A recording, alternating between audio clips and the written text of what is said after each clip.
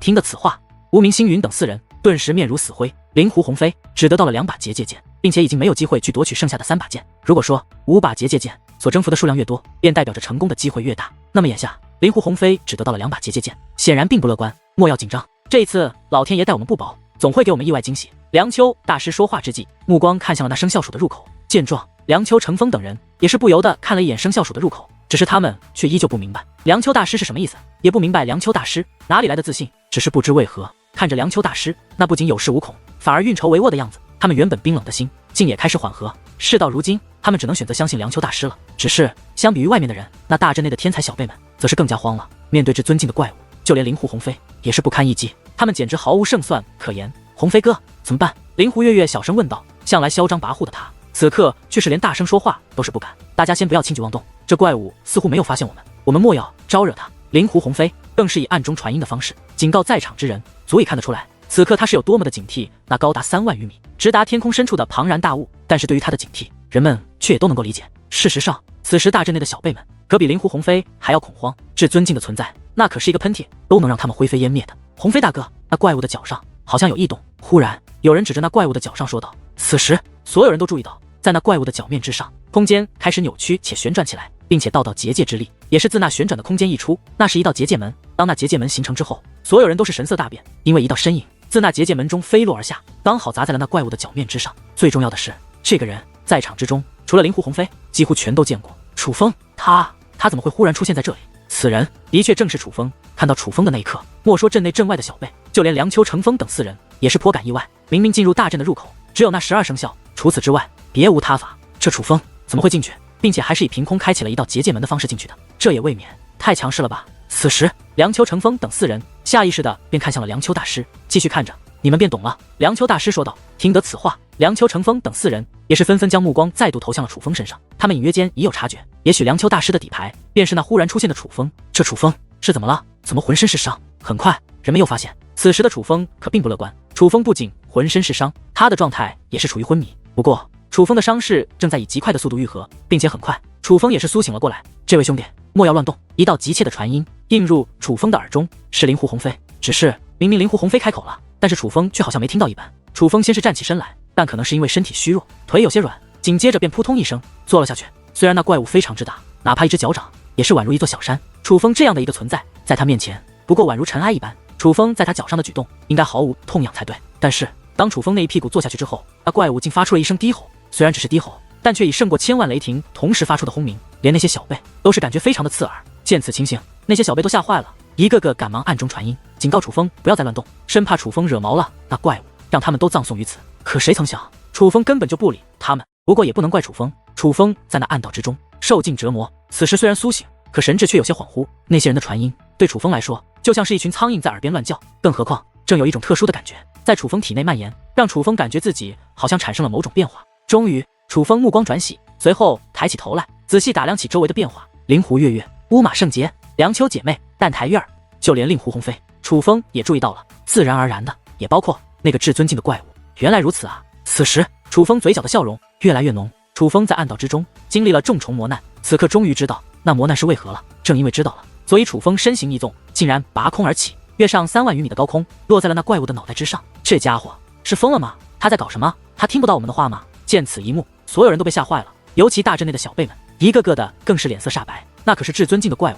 现在所有人都想着要怎么样做才能不惹毛他。可是楚风此举明显是与他们所想的相反，楚风就是要惹毛那怪物。楚风，你快下来，那可是至尊境的怪物，你若惹毛他，我们都要跟着倒霉。楚风兄弟，莫要轻举妄动，否则后果不堪设想。楚风，你在做什么？快下来，不然我们姐妹都要被你害死。这种情况下，众人别无选择，只能继续暗中传音劝楚风下来。就连灵狐鸿飞和梁秋姐妹也在继续相劝。此时楚风意识已经恢复，所以众人的暗中传音楚风听得清清楚楚。通过那暗中传音，楚风完全能感受到众人此刻的心惊胆战，所以楚风站在那怪物头顶，冲着众人微微一笑，随后他竟抬起拳头，紧接着做了一个令所有人都瞠目结舌的动作。只见楚风拳头猛然下落，随后砰的一声巨响，他的拳头便狠狠地砸在了那怪物的脑袋之上。此时那大阵内的许多小辈都吓目若呆鸡，面如死灰，眼中更是充满绝望，一点也不撒谎。在楚风下手的那一刻，他们就都做好了受死的准备。一群天仙境、武仙境的人去招惹至尊境的怪物，这不是找死，这又是什么？可就在下一刻，一声刺耳的轰鸣传来，那怪物的肉身竟然碎裂开来，漫天的金光如同暴雨一般倾洒而下。这不是真的吧？见到这一幕，人们简直不敢相信自己的眼睛，因为不论怎么看，都好像是那只尊敬的怪物被楚风一拳便给灭了。当人们震惊之后，很快又发现，在那漫天的光华之中，出现了3道格外耀眼的光芒体。仔细一看，那竟是3把结界剑。3把结界剑以极快的速度飞向了楚风，最后在楚风的背后停了下来。这家伙竟真的灭了那至尊！人们脸上的震惊之色更浓了。那3把结界剑对楚风的臣服，让人们确定楚风真的是成功了。一口气得到3把结界剑，这已是让人感到意外。但人们更意外的仍然是，楚风到底是怎么做到一拳之威就将那只尊敬的怪物灭掉的？搞了半天，那只尊敬的怪物不过是一个障眼法。障眼法吗？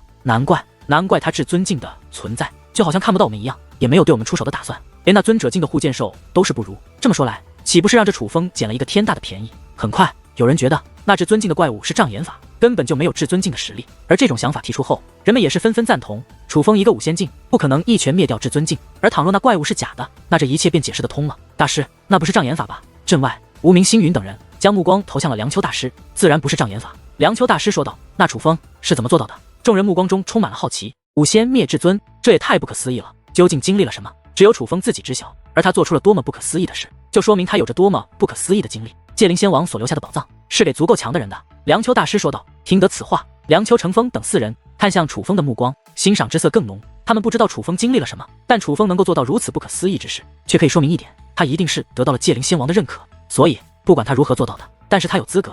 楚风，你是怎么进来的？灵狐铁面对楚风冷声问道。与此同时，灵狐命也、灵狐轮也是以质疑的目光投向楚风，同时脸上布满了不爽。他们都觉得楚风不是自12生肖门内进来的，是用了旁门左道，胜之不武。我怎么进来的？你们没看到吗？对于灵狐铁面等人的质疑，楚风的态度并不友善，反而像是看待傻子一般看待灵狐铁面等人。我们都是自12生肖入口进来的，而你已经被淘汰了，你没资格出现在此处。灵狐铁面干脆说出了自己的心声。谁告诉你我被淘汰了的？我有没有资格？你说了算。楚风一脸的不屑。你与乌马圣杰都选择了生肖属的入口，而他自生肖属的入口走了进来，你不是淘汰了又是什么？灵狐铁面质问道。我先声明一下，我与楚风并没有交过手，就算交手我也打不过他。乌马圣杰忽然开口道。乌马圣杰，你骗谁呢？你与楚风没有交手，那为什么是你从生肖属的入口进来的，而不是他？你可别告诉我是那楚风让你进来的。灵狐铁面一脸讽刺，同时脸上有着一丝怒容。他觉得乌马圣杰就是想维护楚风。对啊，是他让我进来的。乌马圣杰点了点头。灵狐铁面气得脸色发青，他本来是想讽刺乌马圣杰，不成想乌马圣杰竟然真的忍了，他竟然真的说是楚风让他进来的。可是众所周知，12生肖入口一段时间内只能有1人同行，否则那么多小辈也不会争得头破血流，不惜大战了。楚风让乌马圣杰进来的，这怎么可能？此刻不仅灵狐铁面不信，在场的其他人也是不信。看来除了12生肖入口，还有其他方式能够进来。楚风兄弟应该是知道了那其他进入此处的方法吧？就在此时，灵狐鸿飞缓缓开口。灵狐铁面都说思想高度决定实力强弱，难怪你的这位兄弟比你强这么多。你看看人家这思想，你真是比不了啊！楚风对灵狐铁面说道。灵狐铁面被气得咬牙切齿，他真是想不到楚风如此猖狂，在灵狐鸿飞面前竟也完全不把他放在眼里。楚风兄弟，在下令狐鸿飞，幸会。令狐鸿飞面带笑容对楚风抱拳施礼。见状，楚风也是赶忙抱拳回礼。在下楚风，今日能与鸿飞兄相识，也是我楚风的荣幸。楚风兄弟，现在3把结界剑已归你所有，相信你能感受到这结界剑的作用。不如我们立刻开启那道门，到时候我们在场之人都能触碰到那股力量，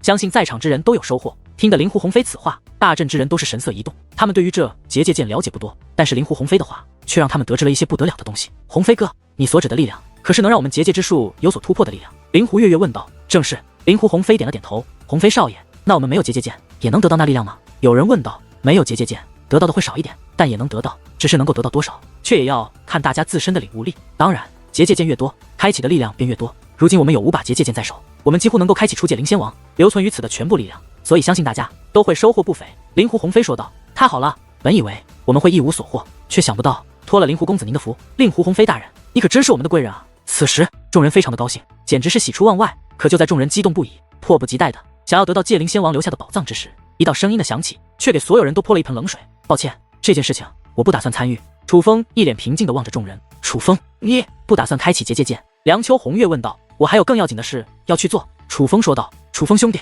不知是何事？灵狐鸿飞问道。我要去采鬼风草。楚风道。你去采那个东西干嘛呀？梁丘红月显然并不想楚风去采集什么鬼风草，他更希望楚风能帮忙开启那道门，让他们都能进入其中，得到那传说中的力量，增强他们结界方面的修为。救人。楚风道。听得救人这2个字，梁丘红月一愣，人命关天，楚风这个理由让他无法反驳。作为朋友，他他更是不可能让楚风放弃救人，而帮助他们得到力量。楚风兄弟，那鬼风草是何模样？灵狐鸿飞问道。大概这般。楚风说话间，手指轻点，一道结界之力便释放而出，勾勒出了那鬼风草的模样。那楚风的结界之力，他竟是蛇纹级尊袍。此时大阵之外的小辈并未太在意那鬼风草的模样，而是楚风所释放的结界之力。他们对楚风并不了解，是在先前争夺入口的时候才知道楚风的修为，对于楚风结界之术的境界还不知晓。而现在他们知道了，这个结果让他们再吃一惊。修武与结界双修都取得了其他小辈难以达到的成果，尤其这界灵之术比梁秋姐妹和灵狐月月以及乌马圣杰还要强，怕是当今小辈之中最强到了。预言说的最年轻的圣袍界灵师，该不会就是这楚风吧？此时甚至不少人心中有了这样的猜测。但相比于阵外之人，阵内之人关注更多的却是楚风是否愿意帮助他们开启大门，毕竟这件事关系到了他们的利益。这鬼风草我见过，但在大阵深处，那里面很危险，我随你去吧。灵狐鸿飞说道。多谢灵狐兄，但是不必了，我自己便可以。另外，就算采集到足够的鬼风草，我也不会回来开启那道结界门，所以诸位就不要对我有所期待了。楚风说道。楚风，你这是什么意思？要想独吞那力量，你就直说，没必要拐弯抹角的。灵狐铁面非常愤怒，不仅是他，灵狐天族的其他人以及蛋台天族的族人也都是面露怒色。独吞这结界剑是我楚风自己夺来的，先不说我不想开启那道门，就算开启了，我让你们进去是恩赐，不让你们进去也是应该。楚风冷声道。少废话，你到底开不开启？若不开启，就将结界剑交出来。灵狐铁面态度很是蛮横，大有一种楚风若不从，他便去抢的架势。有本事你来拿！楚风说话间，目光中涌现出了一抹寒色。灵狐铁面有些怂了，当初祖武修行界那一战，楚风便已经给他留下了巨大的阴影，更何况现在楚风已是7品5仙，他自然更无法与楚风匹敌。楚风，你还真以为你天下无敌了？当初祖武修行界内，我们的确拿你没有办法，但是你也不看看今日在场的都是什么人，和我族鸿飞少爷比，你还算个什么东西？然而就在此时，灵狐伦却是冷森森的开口了。虽然他也不是楚风的对手，可是在这大阵内却有灵狐鸿飞在此，有这个当之无愧的最强天才坐镇，哪怕楚风再强，在他眼里也只能屈居第二，不得无礼。然而当灵狐伦威胁之后，他所依仗的灵狐鸿飞却是对其呵斥一声。楚风兄弟所的即是那结界剑由他掌控，开不开启那道门由他自己决定，就算开启了那道门，他也有权利决定让不让诸位进去。灵狐鸿飞此话说完，阵内之人神色都有些复杂，尤其是灵狐铁面等人，连令狐鸿飞都这样说了，他们还能说什么呢？毕竟本来理亏的就是他们，还是灵狐兄明事理。其实我不想开启那道门，也是为大家好，在场的也有我的朋友，我不想让大家身处险境，更不想亲手将大家推入那凶险的深渊。楚风说道。楚风兄弟，你是说内门可能内有危险？灵狐鸿飞问道。不是可能，而是一定，并且准确来说是十分凶险。楚风说道。我还以为你是真的要去救人，搞了半天你是害怕凶险，修武一途便是逆天行，与上天手中夺修为，若怕凶险，那干脆还是别修武了。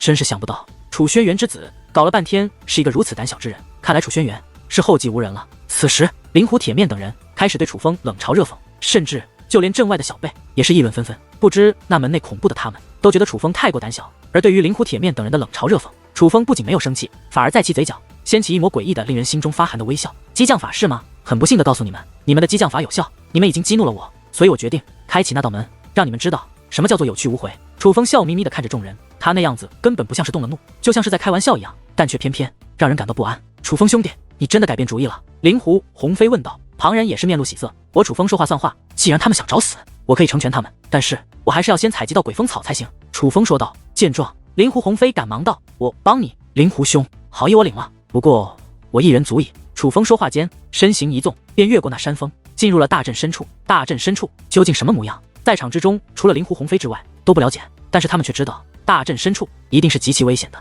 鸿飞哥，你要不还是跟进去看看吧，他死了倒是无所谓，但那结界剑丢了可就不好了。灵狐月月对灵狐鸿飞说道。既然楚风兄弟执意要一个人进去，我们应当尊重他。灵狐鸿飞说道。而他都这样说了，旁人自然也就不好再多说什么。只是大阵内的许多人却也都如同灵狐月月一般，有些担心。他们并不担心楚风的死活，他们只是不希望那结界剑丢掉，毕竟那结界剑关乎着他们的利益。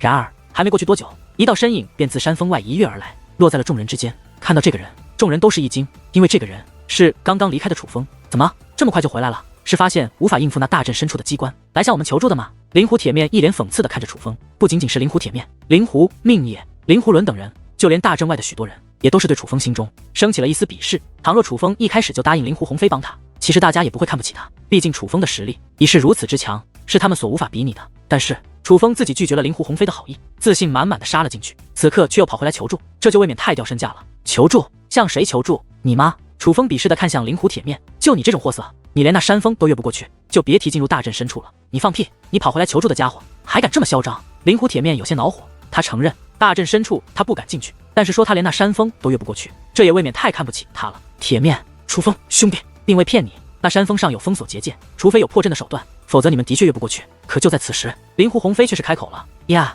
但是那楚风他，灵狐铁面其实是想说，那楚风明明很轻松的过去了，根本就没有破阵。楚风兄弟很厉害，他根本无需破阵，都能越过那山峰。我相信楚风兄弟应该是已经参透了这大阵的一些不为人知的奥秘吧。灵狐鸿飞对楚风问道。算是吧。楚风淡淡一笑，旋即说道，我先离开一下，回来之后便开启那道门。离开？你去哪？梁秋红月好奇地问道。既然踩到了鬼风草，自然要离开这座大阵。楚风说话间，手腕一转，足足130余株鬼风草便漂浮在半空之上。那可不是结界之力凝聚而成，而是真正的鬼风草。这家伙竟然在这么短的时间内便踩到了鬼风草。看到楚风此刻所展示的鬼风草，莫说大阵内外的小辈，连梁秋成风等人也是目露惊色。哪怕他们进入大阵想采集鬼风草，却也是需要一些时间，绝对不可能像楚风这么快。不对，这家伙说要离开大阵，你以为你是谁啊？你想离开这大阵就离开。灵狐伦一脸讽刺地说道。然而他话刚说完，却发现楚风对着虚空一指，竟有一道结界门开启了。你刚刚说什么？楚风回过头看向灵狐伦，一副没听清令狐伦说什么的样子。灵狐伦脸色铁青，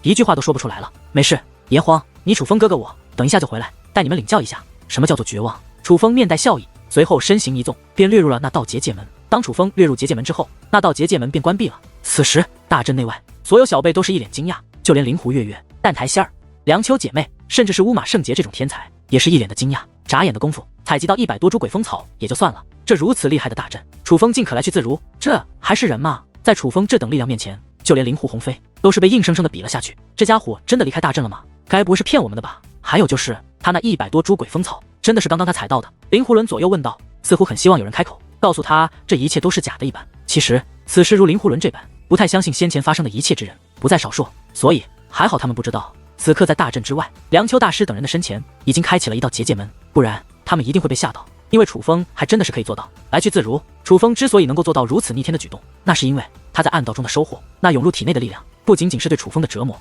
同时他也给予了楚风特殊的力量，是那力量让楚风能一拳灭掉至尊境的怪物，是那力量让楚风能够在那大阵之内来去自如。楚风故意将结界门开启在了无名星陨与狐仙娘娘在的地方，只是当他自结界门走出后，楚风眼中也是涌现出意外之色。梁秋成风和龙轩大师的出现，楚风并无意外，只是那位老者可是他在火牢之内遇到的人。前辈，您是？楚风赶忙上前询问，他已经知道火牢的相遇并非巧合。楚风，这位乃是梁秋大师。无名星陨说道。听到梁秋大师4个字，楚风就全都明白了，赶忙抱拳施礼，多谢前辈指点。指点远远谈不上，就算我不讲那件事，你已发现了岩壁上的奥秘，何况倘若你没有发现岩壁上的奥秘，我也不会与你提起那件事。老夫发现那墙壁上的奥秘已有一段岁月，但从未将那奥秘告诉他人，就是尊重那位的遗愿，让有缘人自己去发现那一切。所以你能得到现在所得到的，这都是你自己的本事。梁秋大师笑着说道。楚风，把鬼风草交给我，你去做你想做的事吧。无名星陨说道。前辈，那便有劳了。楚风将鬼风草交给了无名星陨，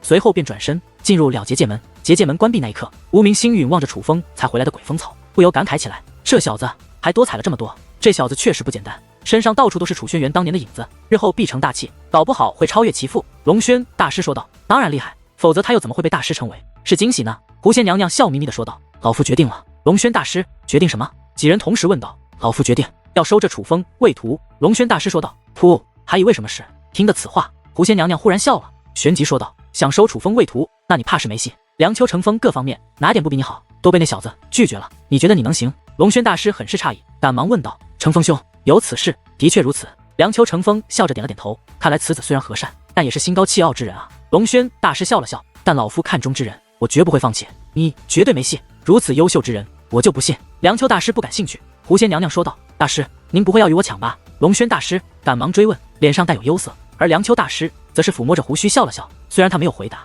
可是他那自信满满的笑容却让所有人都知道，这位大人物对楚风绝对是动心了。就算大师您与我抢，我也不会放弃的。大师，您有您的实力，但我有我的底牌。龙轩大师说道。算了吧，除了和牛鼻子老道一样会坑蒙拐骗，你还有什么底牌？狐仙娘娘鄙视地看着龙轩大师，牛鼻子老道怎么能和我比？龙轩大师一脸不服。好了，楚风已经入阵，大阵即将开启，乘风与我留守于此，你们都先入阵吧。梁秋大师说道。见状，龙轩大师、狐仙娘娘、无名星陨便纷纷腾空而起，向梁丘大师等人来的方向飞掠而去。此时这里便只剩下了梁丘大师与梁丘成风于此。师尊，楚风此子人品与天赋兼的，弟子不才，不能收他为徒。但若是他能成我师弟，也是一大幸事。听得此话，梁丘大师则反问道：成风，你可知道老夫此生最大的遗憾是什么？是不能收令胡月月为弟子。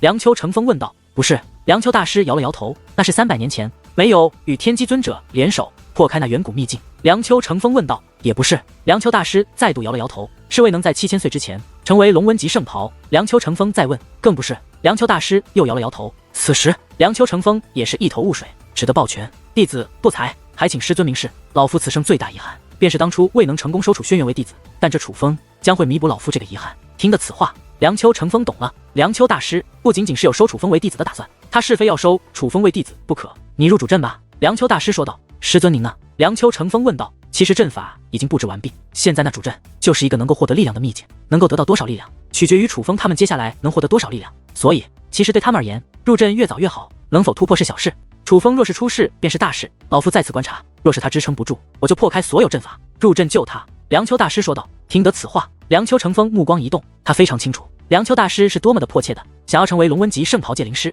这简直就是他一生的梦想。可是现在他竟愿意为了楚风的安危而放弃突破的机会，完全可以看出梁丘大师是多么的看好楚风，毕竟他们应该也只是刚刚相识而已。弟子明白了。梁丘成风抱了抱拳，转身离去。此时便唯有梁丘大师还站在此处，他目光凝重，却有面带笑意地望着那大阵。此时楚风早已回到大阵之内，正在催动结界剑，与灵狐鸿飞一同开启一道结界门。二人站在一处，令人充满期待。毕竟事到如今，所有人都会觉得那预言之战就是楚风与灵狐鸿飞的宿命对决。只是灵狐鸿飞再厉害，可此时在梁丘大师眼中却只有楚风一人。忽然大阵之内，山峰之下，一道旋风卷起，旋风中心一道结界门也是浮现而出。看到那道结界门，大阵内的小辈都是变得异常兴奋。尽管看不到结界门内部的情况，但是这结界门却散发出了特殊的能量，那是结界之力。楚风兄弟有劳了。成功开启这道结界门后，灵狐鸿飞对楚风抱了抱拳。灵狐兄不必客气，既然他们执意找死，我觉得我有必要满足他们这个需求。楚风说道。楚风兄弟似乎知道些什么，但我觉得凡事有利必有弊，修武之道就是逆天而行，凶险的存在也是机遇的存在。灵狐鸿飞说道。其实我也是这样认为的，但是此次的确很是凶险。楚风说完此话，目光看向梁丘姐妹与乌马圣杰，当真要进去？想是是。乌马圣杰说道。楚风，这是难得的机会，恐怕以后都遇不到这样的机会了，所以我们姐妹不想错过。梁丘蓝月一脸凝重，梁丘红月也是点了点头。看到这样的梁丘蓝月，楚风已经明白这对姐妹的决心了。梁丘蓝月这个丫头向来话少，今日却这样表态，她是铁了心要进去了。进去之后，你们3个跟着我，记住要一直在我3米之内。楚风说道。好。梁丘姐妹毫不犹豫的便应下。乌马圣杰没有说话，但那目光却也是妥协的。楚风公子，我有一个不情之请。就在此时，蛋台仙儿走到楚风近前，我能否也跟在楚风公子身后？当然。楚风点了点头，大家也可跟在我的身后，我会保护大家。灵狐鸿飞说道。而他此话一出，大阵内剩下的小辈都是齐刷刷的来到了灵狐鸿飞的身后，就连蛋台天族的另外2位小辈也都是毫不犹豫的来到了灵狐鸿飞身后，甚至他们还对蛋台希尔使眼色，以及暗中传音，想让蛋台希尔跟在灵狐鸿飞身后。在他们看来，就算楚风掌握了这大阵的某种奥秘，但是若说楚风与灵狐鸿飞谁更可靠，他们依旧坚定的选择了后者。只是对于同族之人的相劝，蛋台希尔却根本没有回应，他也是坚定了自己的选择。蛋台姑娘，你确定要跟在那个家伙身后？此时一道来自蛋台天族外的声音忽然响起，是灵狐伦。令狐伦公子似乎对楚风公子有些误会，但我觉得楚风公子还是挺可靠的。当然我并不是觉得鸿飞公子不可靠。蛋台希尔笑盈盈的说道。大家不要纠结于这些，进入其中，无论谁有难，我都会出手援助，相信楚风兄弟也会如此。灵狐鸿飞说道。不，我只对跟在我身后的人负责。楚风说道。楚风此话一出，让灵狐铁面等人非常的不爽。尽管他们根本不需要楚风保护，也不相信楚风能保护他们，但楚风这样说，还是让他们很是不爽。楚风兄弟真是一个幽默的人。灵狐鸿飞淡淡的笑了笑。相比于灵狐天族的其他人，他对楚风的印象似乎很好。不过准确来说是，灵狐鸿飞其实对在场的每一个人态度都很友善。身为祖武星域的最强天才，他完全没有其他小辈高高在上的架子，也并无目中无人的样子，反而温文尔雅，实属难得。楚风兄弟，我们可以进去了吗？灵狐鸿飞问道。一起进去吧。楚风说话间便身形一纵，跃入了那结界门内。见状，乌马、圣杰等人也是赶忙跟了进去，紧随其后，灵狐鸿飞也是带着灵狐铁面等人跃入了那结界门之中。几乎与此同时，梁丘大师单手捏诀，强大的蛇纹圣级结界之力也是自其体内释放而出。在那结界之力的搭建之下，一道镜面便浮现而出。自那镜面之中，能够看到楚风等人此刻的处境，他们似是落入了一片虚无之的，周围漆黑一片，什么都看不到。楚风等人落入其中，尝试各种方法，想要释放光亮，将周围照亮。只是奈何，无论他们施展什么手段，哪怕是灵狐鸿飞出手，最多只能照亮方圆几十米，这让那些小辈开始不安。要知道，莫说灵狐鸿飞，就以他们的实力，随随便便都可以让一方天地如白昼一般明亮。可是此处，他们却无能为力，这不仅让他们感到无力，更是让他们感到不安。忽然，一道黑影涌现而出，随后梁丘大师所布置的观察阵法竟然碎裂开来。见此情形，梁丘大师赶忙再度布置阵法，可是这次阵法布置到一半，便再度碎裂，就好像有着某种强大的力量阻止着梁丘大师一般。那力量太强，哪怕梁丘大师也是无可奈何。糟了！此时就连梁丘大师也是眉头紧皱，眼中涌现出一丝慌乱，看来只能解除对大阵的压制了。眼见大事不妙，梁丘大师做出了一个决定，他准备解除对大阵的压制，准备进入大阵之中去救楚风等人。别急！就在这时，一道声音忽然自梁丘大师身后响起，回头观望，一道身影也正向梁丘大师走来。这是一位年迈的老妇人，白发如雪，却非常的稀少。至于面容，则是满面皱纹，就连背都脱了，岁月在她的脸上留下了很重的痕迹，甚至已经无法分辨她年轻时的容颜。但是这位老妇人的身上却散发着一股非凡的气质，此人可不是寻常之辈，乃是灵狐天族8位太上长老之一灵狐雨花。灵狐雨花与梁丘大师一样，都是至尊境的强者。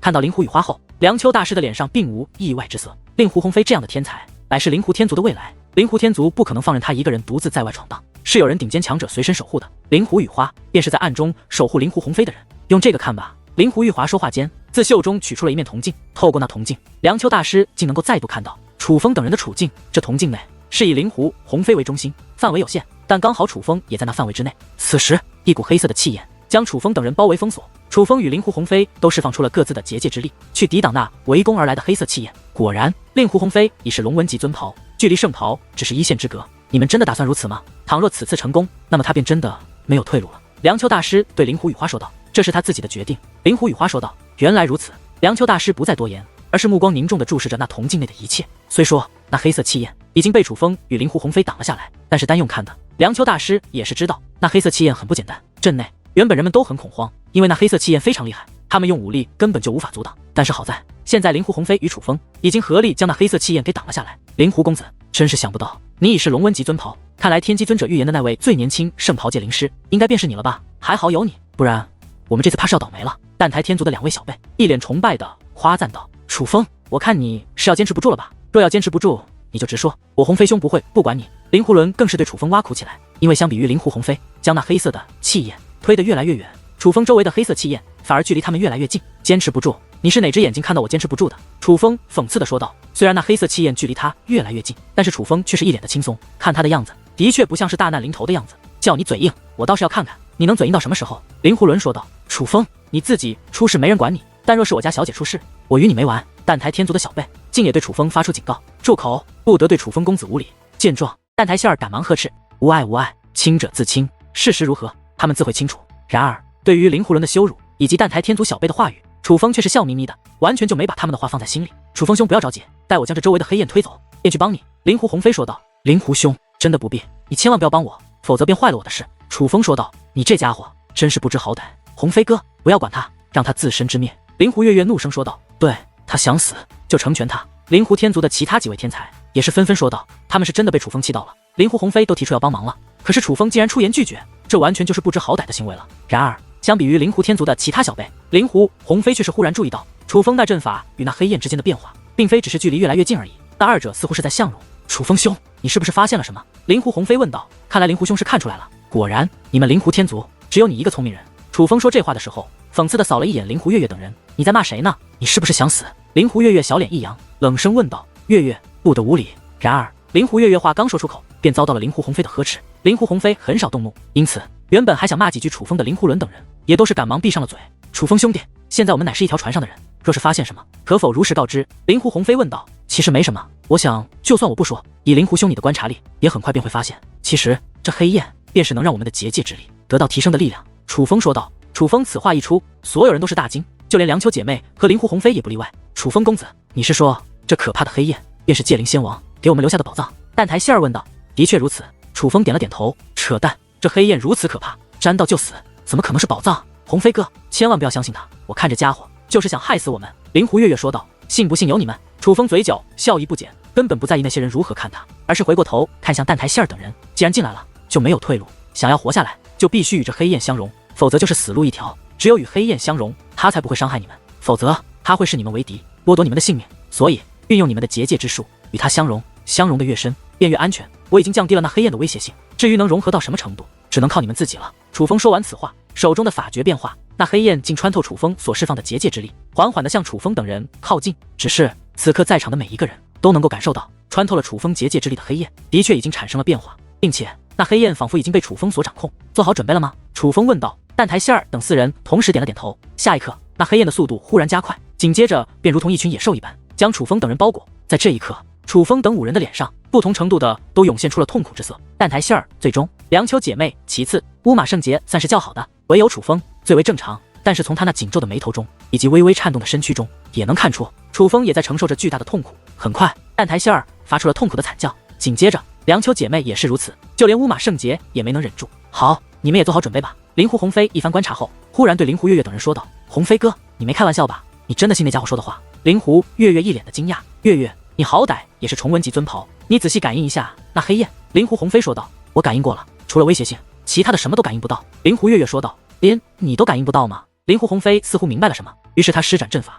封锁了一小一片黑焰，对其动了手脚。你再试试。见状，灵狐月月也是针对灵狐鸿飞所封锁的那片黑焰再度感应。下一刻，绝美的小脸顿时变得无比惊讶。鸿飞哥，莫非这黑焰真的是界灵仙王留下的宝藏？应该错不了。灵狐鸿飞说道。听得此话，其他人只是感觉阵阵害怕，毕竟那黑焰是如此的恐怖，所以他们考虑的是与那黑焰相融，真的行得通吗？但灵狐月月却是暗暗看了一眼不远处的楚风，一双美眸之中有了一抹复杂。他真是没有想到，先看穿那黑焰的不是他龙纹级尊袍的哥哥灵狐鸿飞，而是楚风。随后，灵狐鸿飞也是运用阵法，降低了那黑焰的威胁性，并将黑焰放了进来。灵狐铁面等人虽然很不情愿，可却也只得面对。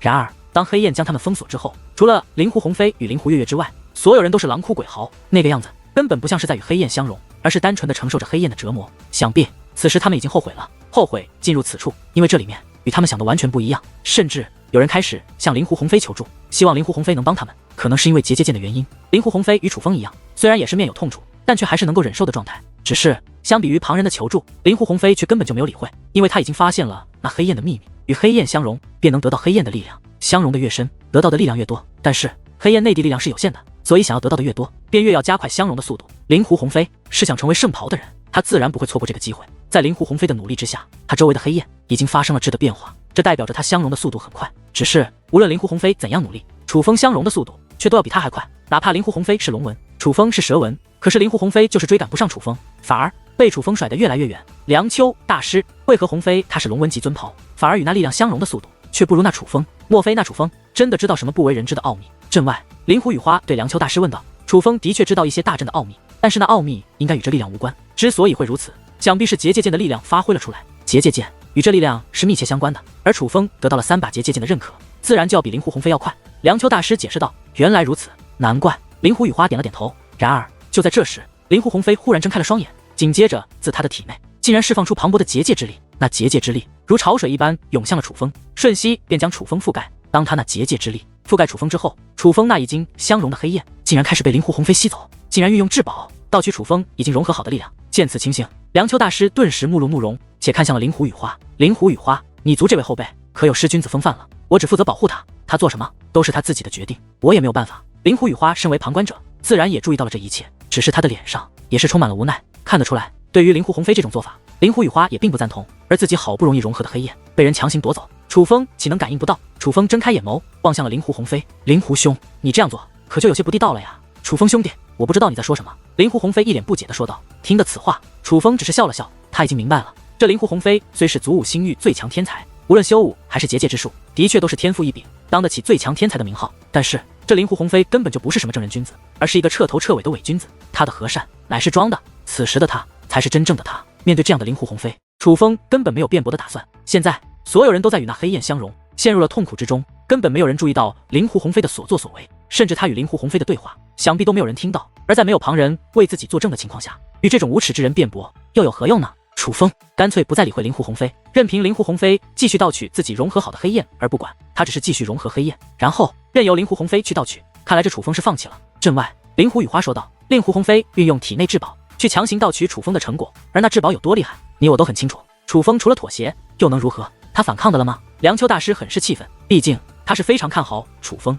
是想收楚风为弟子的，而自己如此重义之人，眼下遭遇如此不公的待遇，他怎能不气？的确是对不住这楚轩辕的后人了。但修武者的世界一直以来都是如此，弱肉强食，比动物的世界还要残酷，只能适者生存，否则只能被淘汰。灵狐雨花说道。对于此话，梁丘大师倒也没有反驳。虽然灵狐雨花这番话很是过分，但却也不无道理。是啊，修武者的世界一直以来不都是弱肉强食吗？就像是丛林之中，食草动物被食肉动物所食，他们冤不冤，委屈不委屈？但能说食肉动物就是错的吗？对，严格来论，他们的确是错的。无冤无仇，只为了自己的生存，就断送他人性命，这种行为简直天理不容。可是奈何，他们若不这样做，死的就是他们自己。有一句话叫做人不为己，天诛地灭。其实这句话对动物而言，对任何生命而言都是说得通的。所有生命都有自私的一面。此时镇内许多人因为无法承受那黑焰的痛楚，已经陷入了昏迷。除了楚风、灵狐鸿飞外，唯有灵狐月月、乌马圣杰、蛋台仙儿以及梁丘姐妹还在支撑。尤其是灵狐鸿飞，她一边自己与那黑焰相融，一边剥夺楚风相融好的黑焰，她几乎将此处大部分的黑焰都占为己有。黑焰正在逐渐减少，这说明着这场历练也快要结束了。最后的赢家自然便是灵狐鸿飞。眼见着大局已定，梁丘大师非常的无奈，他替楚风而不平，但却又无可奈何。莫说以他的能力，根本无法进入大阵之中去帮助楚风。就算他能进入其中，可是有灵狐雨花在此，他也是没办法帮助楚风。灵狐雨花身为灵狐鸿飞的守护者，不会允许任何人做对灵狐鸿飞不利的事。就在此时，一道身影飞掠而来，是梁丘成风。前辈，你也在啊？见到灵狐雨花，哪怕连梁丘成风也是赶忙施以一礼。鸿飞在此，我自然也就在。灵狐雨花淡淡的笑道。听得此话，梁丘成风也是笑了。其实他也清楚，只要灵狐鸿飞在的地方，灵狐雨花就一定在。只不过平时灵狐雨花几乎不现身罢了。他惊讶的并非是灵狐雨花在此，而是灵狐雨花竟然现身了。而当梁丘成风看到那面铜镜之后，他便明白了，那面铜镜乃是一件至宝，名为仙道洞天镜。那镜子与灵狐鸿飞灵魂相融，所以只要在一定范围内，不管灵狐鸿飞在哪里，这面镜子都可以观察到灵狐鸿飞周围的情况。而灵狐雨花之所以会拿出这面镜子，梁丘成风完全可以想得到原因，那自然是那阵法之强，连他师尊都无法洞察，所以只能依赖这件至宝了。与灵狐雨花打过招呼之后，梁丘成风便将目光投向了梁丘大师。师尊，您还不入阵吗？这大阵已经到了最关键的时刻，他们将得到大阵内的力量，界灵之术能否突破，在此一举。而倘若此时梁丘大师还不入阵的话，便将错过这个机会。所以梁丘成风才会在如此关键的时候来提醒梁丘大师，楚风小有辛苦融合的力量被他人所夺，老夫已是没有心情入那大阵了。梁丘大师摇了摇头。听得此话，梁丘成风将目光再度投到铜镜之上，这一次他才发现，原来盗取楚风力量的乃是灵狐鸿飞。前辈，灵狐鸿飞做出如此无耻之事，难道您都不管吗？梁丘成风心直口快，直接质问灵狐雨花。我只负责保护他的安危，至于他做什么，那是他的事。灵狐雨花说道。他做伤天害理之事，您也不管？梁丘成风问道。成风啊，难道我说的还不够明白吗？我的任务只是保护他的周全，并没有教导他如何做人的资格。虽然我也不赞同他这种方法，可是修武一途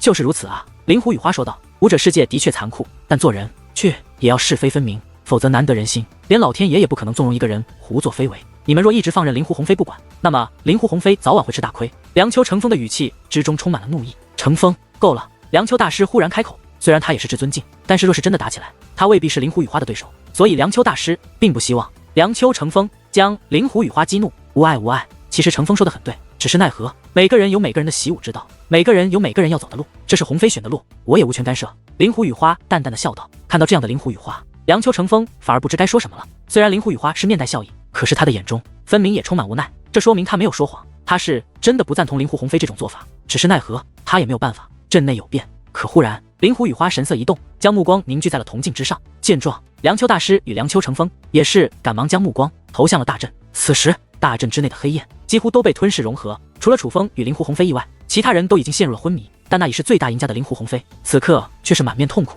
并且那原本被他吞噬的黑焰，此刻竟然如潮水一般自他体内奔腾而出，向楚风的方向涌了过去。